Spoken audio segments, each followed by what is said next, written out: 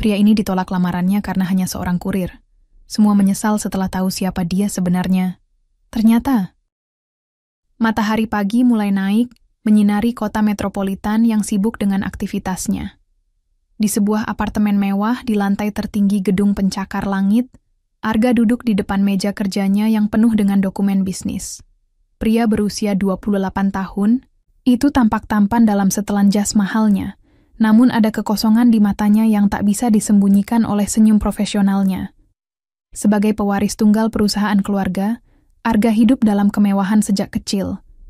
Namun, ia sering merasa kesepian. Setiap wanita yang mendekatinya tampak begitu antusias pada kekayaannya, bukan pada dirinya sebagai pribadi. Ia lelah dengan kepura-puraan, senyum manis yang hanya bertujuan untuk mendapatkan akses ke dunianya yang glamor. Suatu malam, saat sedang duduk sendirian di balkon apartemennya, Arga memandang lampu-lampu kota yang berkilauan seperti bintang-bintang palsu. Ia menghela napas panjang, merasa bahwa tidak ada satupun orang di dunia ini yang benar-benar mencintainya apa adanya. Kenapa semua orang hanya melihat uangku? Gumamnya pelan, suaranya terdengar penuh kekecewaan. Esok harinya, Arga menghadiri pertemuan keluarga yang membahas rencana pernikahannya. Ayahnya, seorang pengusaha keras yang selalu mengutamakan keuntungan, memberikan ultimatum. Kamu harus menikah sebelum ulang tahunmu yang ke-30, Arga. Jika tidak, aku akan mencabut warisanmu, kata ayahnya dengan nada tegas. Arga hanya diam, menundukkan kepala tanpa berkomentar. Ia tahu bahwa ayahnya tidak peduli apakah calon istrinya benar-benar mencintainya atau tidak, asalkan wanita itu berasal dari kalangan atas dan dapat meningkatkan status keluarga. Setelah pertemuan itu, Arga memutuskan untuk melakukan sesuatu yang ekstrim. Ia ingin mencari tahu apakah ada seseorang di dunia ini yang bisa mencintainya tanpa dipengaruhi oleh kekayaannya. Dengan tekad bulat, ia menyamar sebagai kurir biasa dengan nama samaran Arya. Arga meninggalkan kehidupan mewahnya untuk sementara waktu. Ia menyewa sebuah kamar kos sederhana di pinggiran kota dan mulai bekerja di sebuah perusahaan logistik. Hari-harinya kini diisi dengan mengantar paket dari satu tempat ke tempat lain, menggunakan seragam kurir yang polos dan sepeda motor tua. Meskipun awalnya sulit beradaptasi dengan pekerjaan fisik yang melelahkan, Arga merasa ada kebebasan yang belum pernah ia rasakan sebelumnya. Tidak ada yang tahu siapa dirinya yang sebenarnya, dan ia bisa berinteraksi dengan orang-orang secara apa adanya. Suatu hari, saat mengantarkan paket ke sebuah sekolah dasar, Arga bertemu dengan Nadia. Wanita, itu adalah seorang guru muda yang ramah dan sederhana. Saat Arga menyerahkan paket kepada Nadia, mereka sempat berbincang ringan. Paketnya lumayan berat ya, Mas, kata Nadia sambil tersenyum. Nggak masalah, Mbak. Sudah biasa kok, jawab Arga, ikut tersenyum. Ada sesuatu dalam senyum Nadia yang membuat Arga merasa nyaman. Wanita itu tampak tulus dan hangat. Sangat berbeda dari orang-orang yang biasa ia temui di dunianya yang glamor. Sejak pertemuan itu, Arga mulai sering mengirimkan paket ke sekolah tempat Nadia bekerja, mencari alasan untuk bertemu dengannya lagi. Hubungan mereka perlahan-lahan berkembang. Arga, sebagai Arya, sering mengobrol dengan Nadia tentang hal-hal sederhana, tentang pekerjaan mereka, hobi, dan impian masa depan. Nadia mulai menyukai Arya karena kepribadiannya yang rendah hati dan humoris. Ia tidak tahu bahwa pria yang sering mengantarkan paket itu sebenarnya adalah seorang miliarder. Di sisi lain, Arga juga merasa ada sesuatu yang istimewa tentang Nadia. Wanita itu tidak pernah menanyakan pekerjaan atau status sosialnya. Ia hanya melihat Arya sebagai seorang pria biasa yang bekerja keras untuk hidupnya. Namun, di balik kebahagiaan itu, Arga mulai merasa bersalah. Ia tahu bahwa ia telah berbohong kepada Nadia tentang identitasnya. Meski begitu, ia takut jika kebenaran terungkap, Nadia akan menjauh darinya seperti orang lain. Hubungan antara Arga sebagai Arya dan Nadia semakin dekat.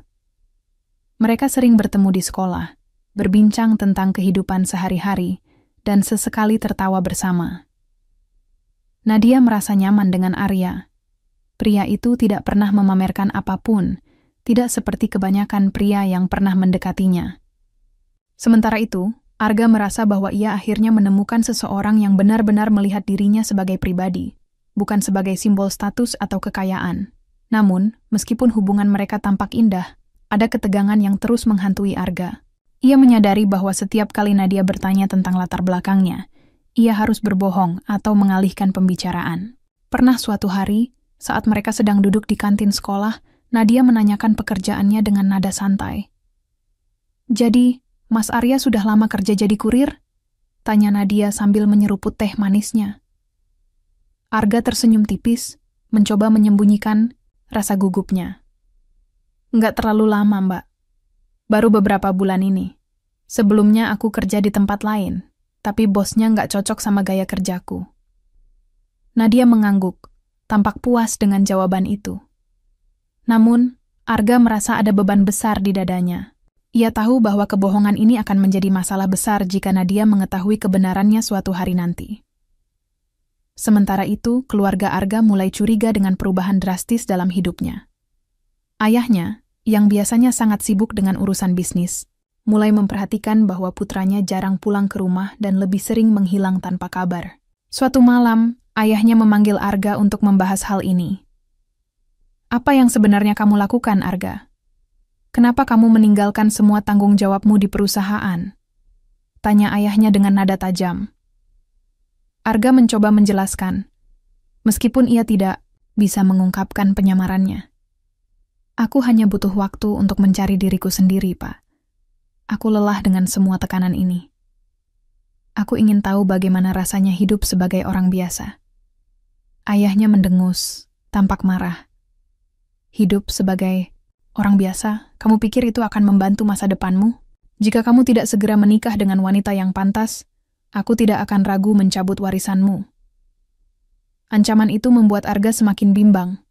Di satu sisi, ia ingin membuktikan kepada ayahnya bahwa cinta sejati lebih penting daripada materi. Namun, di sisi lain, ia takut kehilangan segalanya jika identitasnya sebagai Arya terungkap. Setelah beberapa bulan dekat dengan Nadia, Arga merasa bahwa ia telah menemukan cinta sejatinya.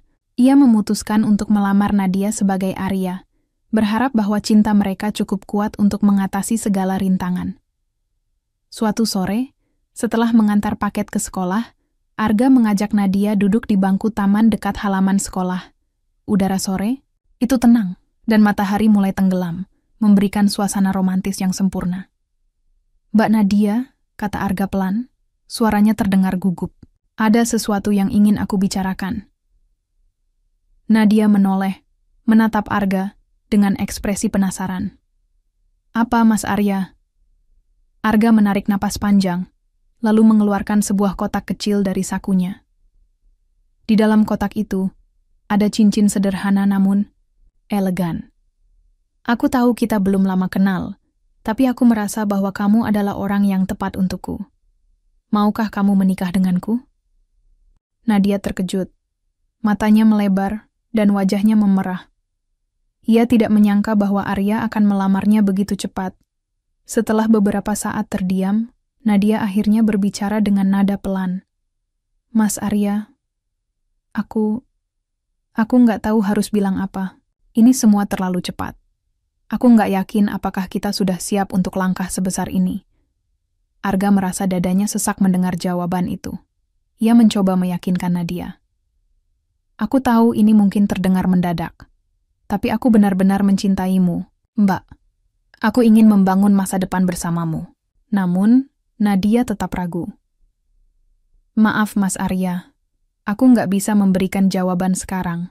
Aku butuh waktu untuk memikirkannya." Beberapa hari kemudian, Nadia akhirnya memberikan jawaban resmi kepada Arga. Ia menolak lamaran itu dengan alasan bahwa mereka berasal dari dunia yang berbeda. Nadia khawatir bahwa Arya tidak akan bisa memberikan masa depan yang stabil karena pekerjaannya sebagai kurir. "Mas Arya, aku sangat menghargai perasaanmu. Tapi aku rasa kita tidak cocok. Aku butuh seseorang yang bisa memberikan kepastian. Sementara kamu, aku nggak yakin, kata Nadia pelan. Matanya menunduk, Arga merasa hancur. Ia mencoba menjelaskan bahwa ia bisa memberikan lebih dari yang Nadia bayangkan. Tapi ia tidak bisa mengungkapkan identitas aslinya. Ia hanya bisa menundukkan kepala, hatinya dipenuhi oleh rasa kecewa dan penyesalan. Setelah penolakan itu, Nadia menceritakan lamaran Arya kepada orang tuanya. Awalnya, mereka terkejut mendengar bahwa putri mereka dilamar oleh seorang kurir. Namun, reaksi mereka jauh lebih keras daripada yang Nadia bayangkan. Kamu mau menerima lamaran dari seorang kurir? Apa kamu tidak memikirkan masa depanmu? Tanya ibu Nadia dengan nada tinggi. Ayah Nadia juga ikut berkomentar. Anak kami pantas mendapatkan yang terbaik, Nadia. Bukan orang yang hanya bisa mengantar paket seumur hidupnya. Nadia mencoba membela Arya, tapi ia sendiri masih ragu. Tekanan dari orang tuanya membuatnya semakin yakin bahwa keputusannya menolak lamaran Arya adalah yang terbaik.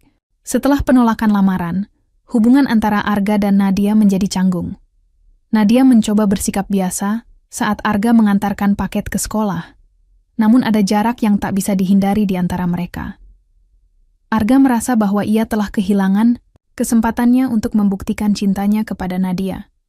Ia mulai mempertanyakan apakah penyamarannya benar-benar ide yang baik atau hanya membuat segalanya lebih rumit. Suatu hari, saat sedang mengantar paket seperti biasa, Nadia menangkap sesuatu yang aneh dari Arya. Pria itu terlihat menggunakan jam tangan mahal yang tampak tidak sesuai dengan pekerjaannya sebagai kurir. Selain itu, ketika Nadia secara tidak sengaja melihat Arya membayar makan siang dengan kartu kredit platinum di sebuah restoran mewah, rasa penasarannya semakin besar. Apa dia benar-benar seorang kurir? Gumam Nadia dalam hati, matanya menyipit, penuh keraguan. Nadia mulai mencari tahu lebih banyak tentang Arya. Ia bertanya kepada teman-teman di sekolah apakah mereka pernah mendengar sesuatu tentang pria itu, tapi tidak ada yang tahu banyak. Arya selalu menjaga privasinya dengan baik, dan hampir tidak pernah bercerita tentang kehidupan pribadinya. Rasa penasaran Nadia semakin memuncak ketika ia menemukan sebuah majalah bisnis di meja tunggu kantor logistik tempat Arya bekerja. Di halaman depan majalah itu, ada foto seorang pria muda yang mirip dengan Arya. Namanya Arga Wijaya, pewaris salah satu perusahaan terbesar di kota. Nadia terkejut, tapi ia mencoba menepis pikiran itu. Tidak mungkin Arya adalah orang itu, katanya pada diri sendiri. Namun semakin ia memikirkannya, semakin ia merasa ada sesuatu yang tidak beres. Arya sering menghindar ketika ditanya tentang masa lalunya. Dan perilakunya kadang-kadang tidak sesuai dengan seorang kurir biasa. Nadia mulai merasa bahwa ia telah dikhianati. Di sisi lain, Arga juga merasa dilema. Ia ingin mengungkapkan identitas aslinya kepada Nadia, tapi ia takut jika kebenaran itu akan membuat Nadia semakin menjauh darinya. Ia mencoba mendekati Nadia lagi, berharap bisa memperbaiki hubungan mereka tanpa harus mengungkapkan rahasia besarnya. Mbak Nadia, aku minta maaf kalau ada yang salah. Aku nggak bermaksud membuatmu tidak nyaman, kata Arga suatu sore saat mereka bertemu di sekolah. Nadia menatapnya lama, lalu menghela napas panjang. Aku hanya butuh waktu, Mas Arya. Aku masih bingung. Arga merasa dadanya sesak. Ia tahu bahwa Nadia mulai curiga, tapi ia belum siap untuk menghadapi konsekuensinya. Ia hanya bisa mengangguk pelan, berharap bahwa suatu hari Nadia akan memahami alasannya. Sementara itu, orang tua Nadia semakin gencar menentang hubungan putri mereka dengan Arya. Mereka mulai menyebarkan rumor di lingkungan sekitar bahwa Arya hanya seorang kurir biasa yang tidak pantas mendekati Nadia. Bahkan, mereka mencoba menjodohkan Nadia dengan seorang pria dari keluarga kaya yang memiliki bisnis besar di kota. Kamu harus bertemu dengan Pak Raka. Dia pria yang sangat sukses dan cocok untukmu, kata ibu Nadia suatu malam saat makan malam. Nadia hanya diam, menundukkan kepala. Ia tidak tertarik pada pria yang direkomendasikan oleh orang tuanya, tapi tekanan dari keluarganya semakin membuatnya bimbang.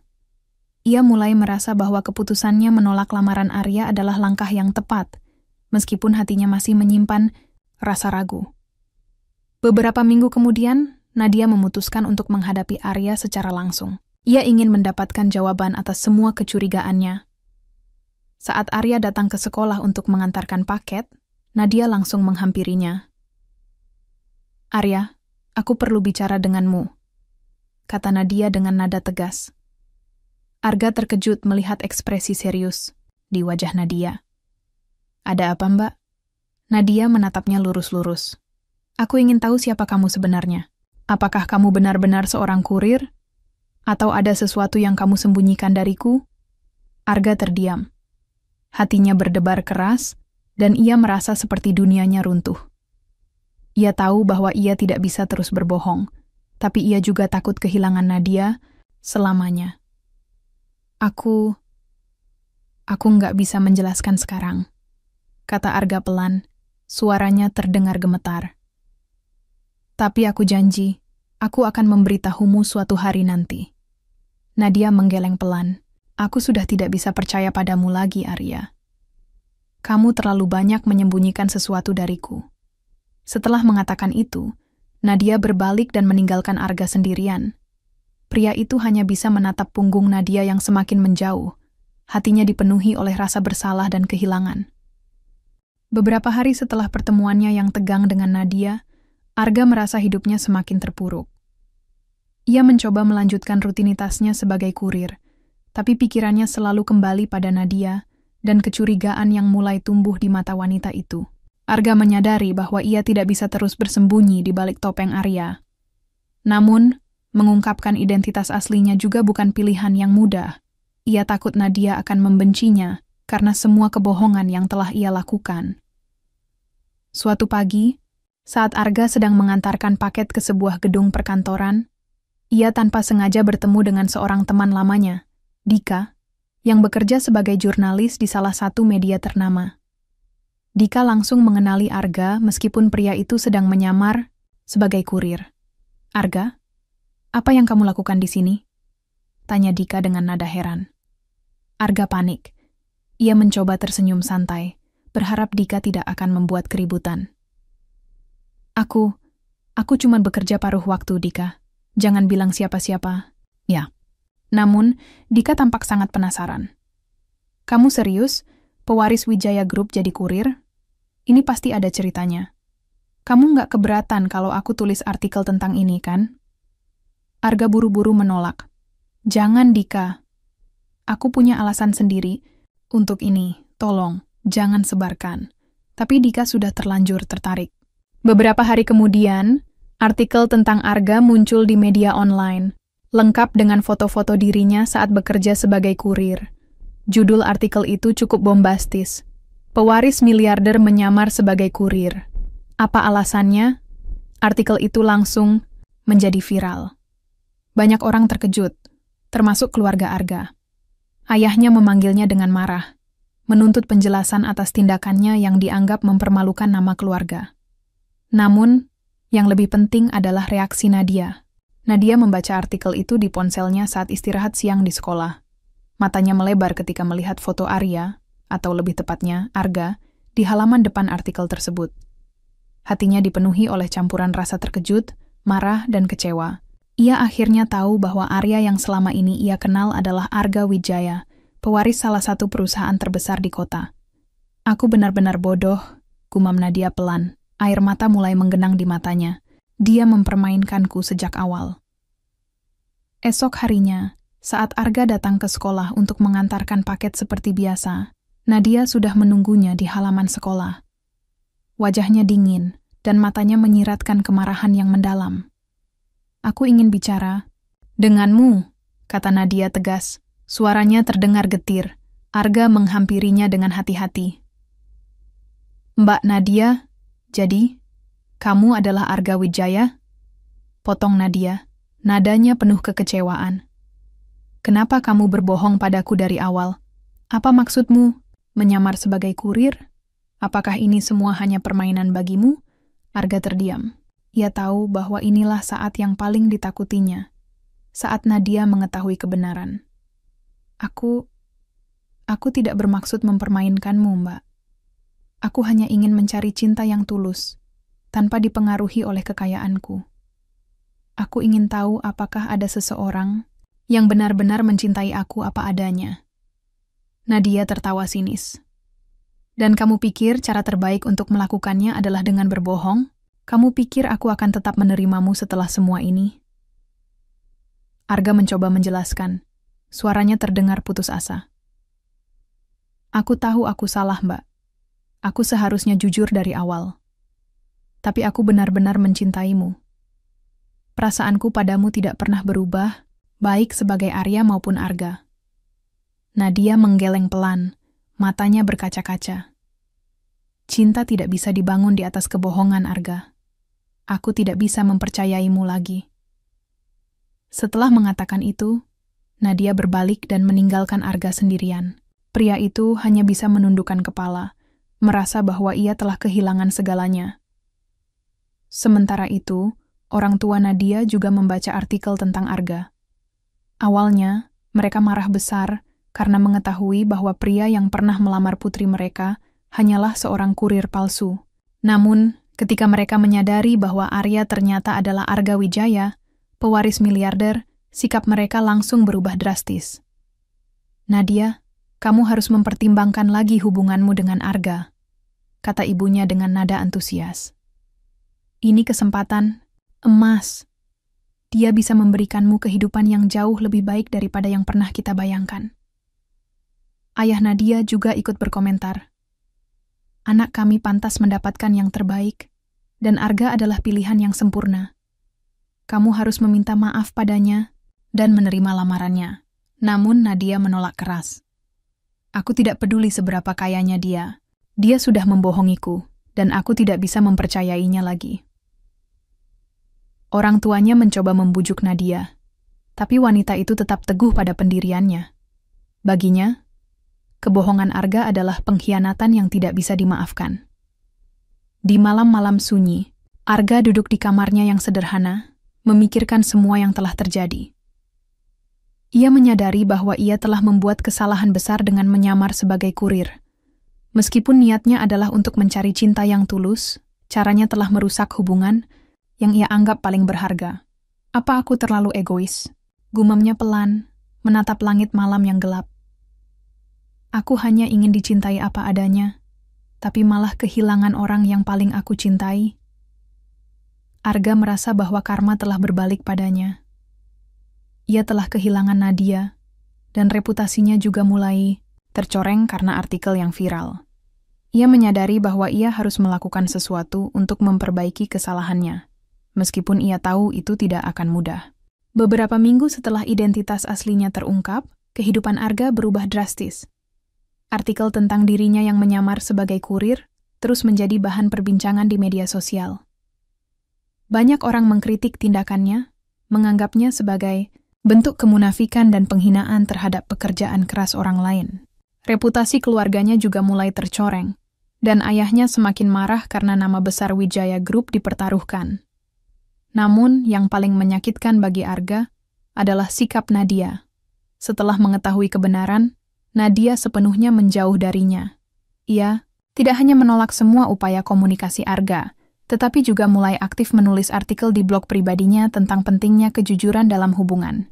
Meskipun Nadia tidak pernah secara eksplisit menyebut nama Arga, tulisan-tulisannya jelas menyindir tindakan Arga yang memalsukan identitasnya. Artikel-artikel Nadia mulai mendapatkan perhatian luas.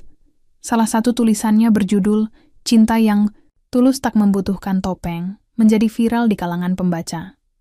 Dalam tulisan itu, Nadia menekankan bahwa cinta sejati harus dibangun di atas kejujuran dan integritas, bukan kepalsuan atau manipulasi. Ada orang yang bersembunyi di balik topeng untuk mencari cinta yang tulus, tulis Nadia. Tapi bagaimana mungkin cinta bisa tulus jika ia dimulai dengan kebohongan? Topeng mungkin bisa menutupi siapa kita sebenarnya, tapi ia juga akan merusak apa yang paling berharga dalam sebuah hubungan, kepercayaan. Arga membaca tulisan itu berulang kali. Hatinya terasa seperti diremas. Ia tahu bahwa Nadia sedang menyindirnya, tanpa menyebut namanya secara langsung. Kata-kata itu terasa seperti cambuk yang menyadarkannya akan kesalahannya sendiri. Aku pantas mendapatkan ini, gumam Arga pelan, menundukkan kepala dengan rasa bersalah yang mendalam. Selain tekanan dari publik, bisnis keluarga Arga juga mulai terpengaruh. Beberapa mitra bisnis memutuskan kerjasama karena merasa nama baik perusahaan telah ternoda oleh skandal penyamaran Arga. Ayahnya, yang biasanya sangat dingin dan tegas, kini sering memarahi Arga tanpa ampun. "Kamu sudah merusak segalanya," bentak ayahnya suatu malam di ruang kerja. "Apa kamu tahu berapa banyak uang yang hilang karena ulah bodohmu ini?" Arga hanya bisa diam, menatap lantai tanpa berkata apapun. Ia tahu bahwa ia tidak punya hak untuk membela diri. Semua ini adalah konsekuensi dari tindakannya sendiri. Di tengah kekacauan ini, Arga mulai merasa bahwa karma benar-benar berbalik padanya. Ia yang dulu begitu bangga dengan status sosialnya kini merasa seperti orang asing di dunianya sendiri. Teman-temannya mulai menjauh, keluarganya kecewa, dan wanita yang ia cintai membencinya. Meskipun hidupnya hancur, Arga tidak menyerah begitu saja. Ia memutuskan untuk melakukan sesuatu yang besar untuk membuktikan bahwa ia telah berubah.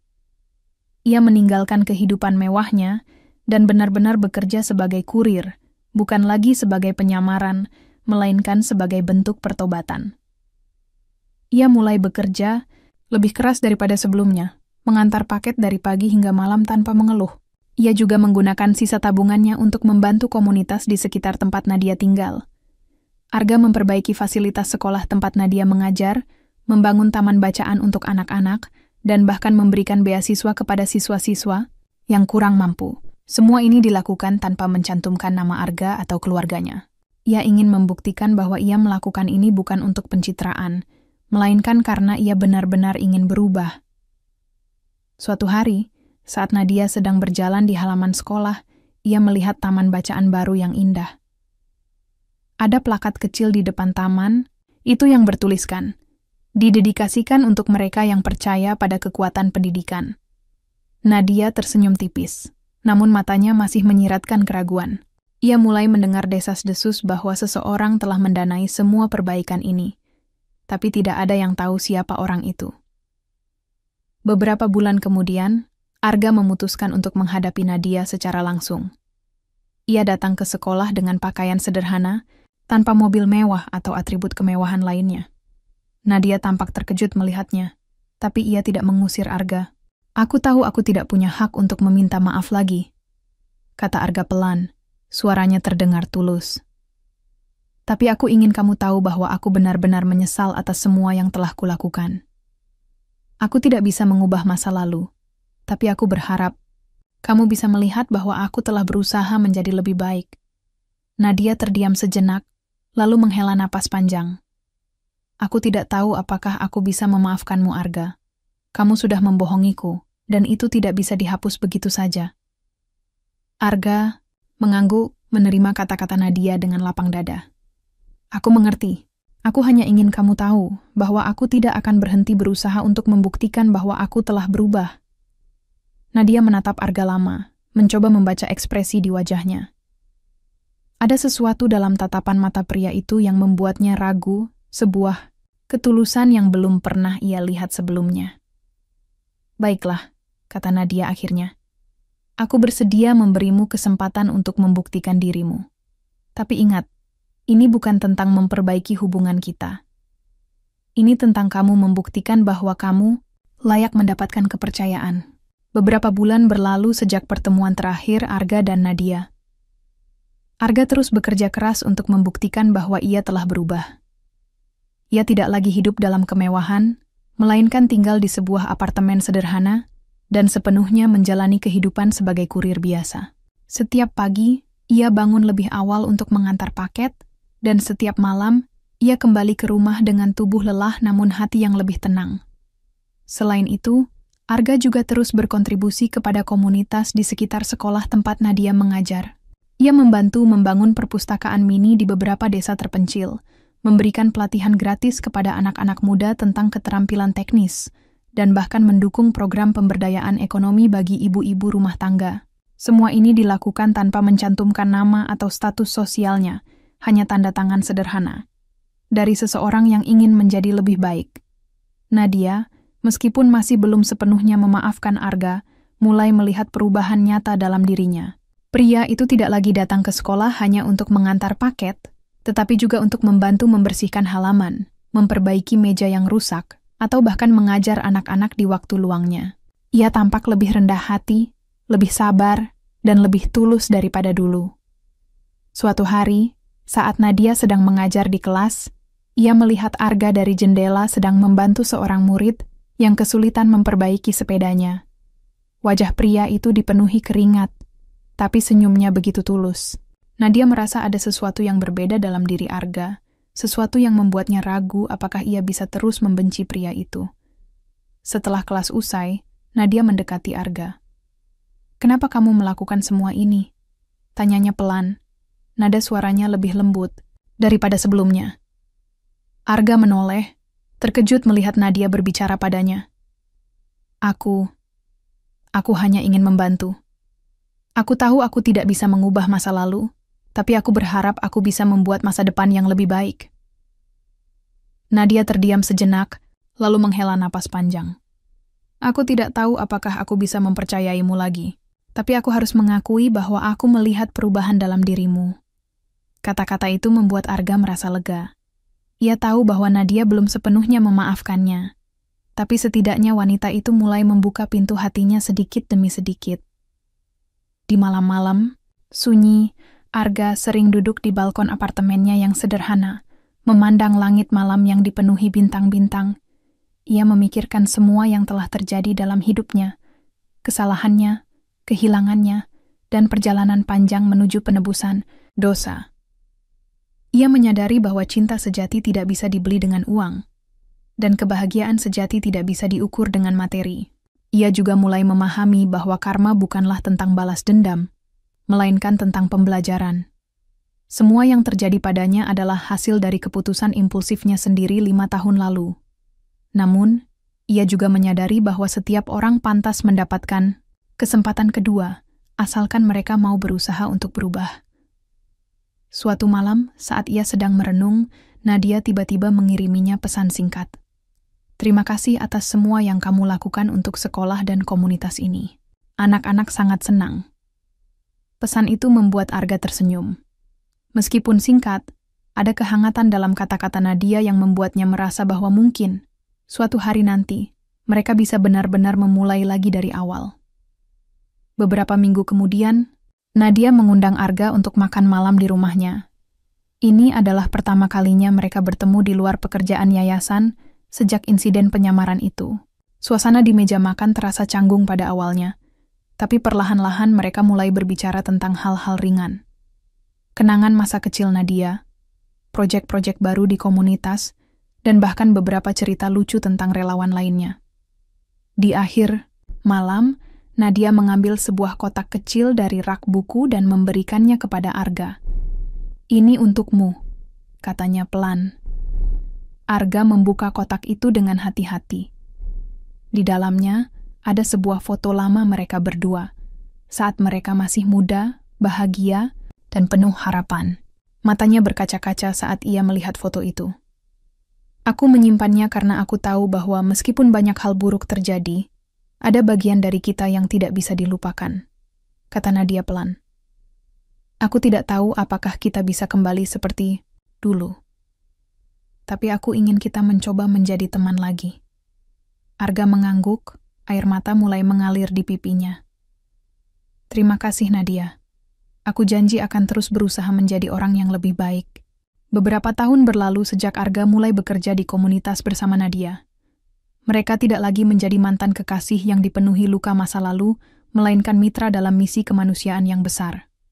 Yayasan yang mereka dirikan bersama, yang awalnya hanya berupa ide sederhana untuk membantu anak-anak di sekolah, kini telah berkembang pesat, membantu ribuan orang dari berbagai lapisan masyarakat.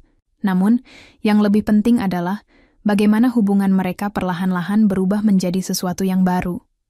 Sebuah ikatan yang didasarkan pada pengertian, ketulusan, dan rasa saling menghargai. Suatu pagi, Arga dan Nadia duduk di teras yayasan, menikmati secangkir teh hangat sambil memandang anak-anak kecil yang bermain di halaman. Ada tawa riang di udara, dan suasana itu membuat hati mereka merasa damai. "Kamu tahu," kata Nadia pelan, Aku tidak pernah membayangkan bahwa kita akan seperti ini. Arga tersenyum tipis, menatap wanita yang dulu pernah ia cintai dengan sepenuh hati. Aku juga tidak, tapi aku senang kita bisa menemukan cara untuk melanjutkan hidup tanpa terus terjebak di masa lalu. Nadia mengangguk, matanya menyiratkan kedamaian yang sudah lama hilang. Aku tidak akan pernah melupakan apa yang terjadi dulu. Tapi aku belajar bahwa cinta sejati bukan tentang memiliki atau melepaskan. Ini tentang bagaimana kita bisa saling mendukung, bahkan setelah semua kesalahan yang kita buat. Arga merasa ada kehangatan di dadanya saat mendengar kata-kata itu. Ia tahu bahwa Nadia belum sepenuhnya memaafkannya. Tapi ia juga tahu bahwa mereka telah menemukan cara untuk bersama, tanpa harus kembali ke hubungan yang sama seperti dulu.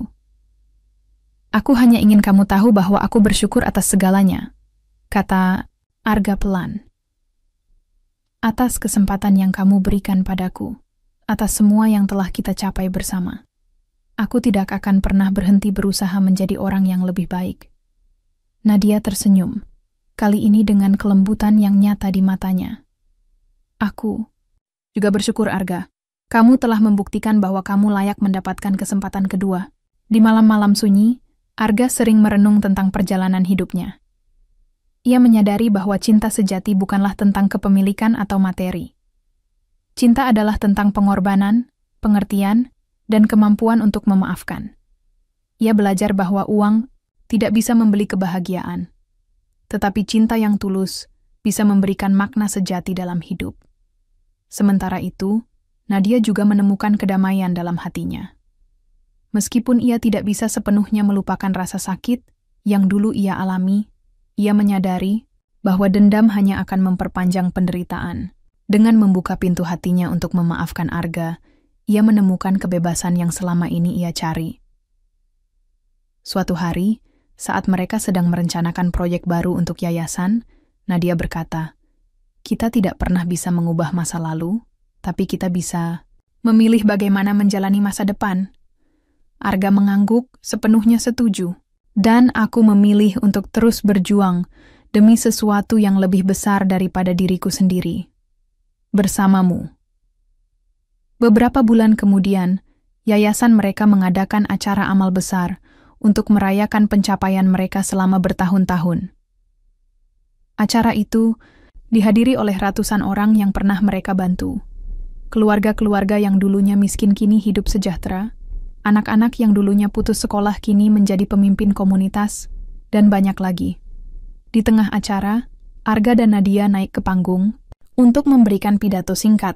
Arga berdiri di samping Nadia, merasa bangga dan bersyukur atas segala yang telah mereka capai bersama. Hari ini, kami ingin mengucapkan terima kasih kepada semua orang yang telah mendukung yayasan ini, kata Arga dengan suara tegas namun penuh emosi. Tapi yang lebih penting, kami ingin mengingatkan bahwa cinta sejati bukan tentang apa yang kita miliki, melainkan tentang apa yang kita berikan. Nadia melanjutkan dengan senyum lembut di wajahnya. Kami berharap bahwa cerita kami bisa menjadi inspirasi bagi semua orang di sini. Bahwa meskipun kita pernah membuat kesalahan, kita selalu punya kesempatan untuk memperbaikinya. Yang penting adalah niat dan usaha kita untuk menjadi lebih baik. Setelah pidato itu, tepuk tangan meriah memenuhi ruangan. Arga dan Nadia berdiri berdampingan, saling menatap dengan rasa hormat dan kebanggaan. Mereka tidak lagi menjadi kekasih, tapi mereka telah menemukan cara untuk bersama sebagai mitra dalam kehidupan dan misi kemanusiaan.